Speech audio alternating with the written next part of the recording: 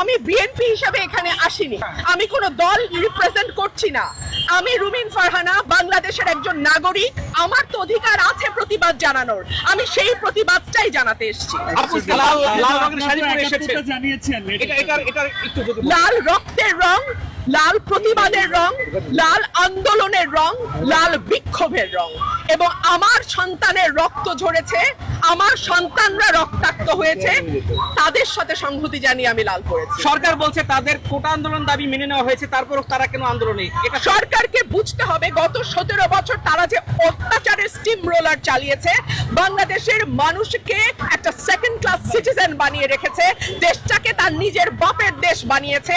আর আমরা যেন সকলেই এখানে অনুপ্রবেশকারী, আমরা যেন সকলেই এখানে রোহিঙ্গা, আমরা যেন সকলেই এখানে সেকেন্ড ক্লাস সিটিজেন, এমন একটা আচরণ সরকার বাংলাদেশের মানুষের সঙ্গে করেছে, তার জবাব দিতে এসেছি। সরকার বলছে যে এই ছাত্রদের কাঁধে ভর করে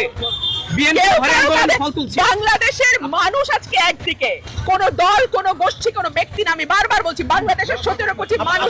এই সময় এসে জামাত শিবিরকে নিষিদ্ধ করে, এটা আপনি কিসের সংকেত মনে করছেন? এটা রাজনৈতিক একটা কৌশল, এবং এই কৌশলটা আওয়ামী লীগ সবসময় খেলছে, কোন না কোন রাজনীতি করছে।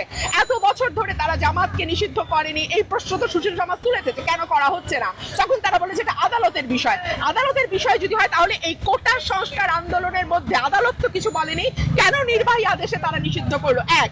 দুই হচ্ছে, বাংলাদেশের মানুষ কোন রাজনীতি নেবে, কোন রাজনীতি নেবে না, এই অধিকার কেবলমাত্র বাংলাদেশের 17 কোটি মানুষের। এটা সরকার ঠিক করে দিতে পারে।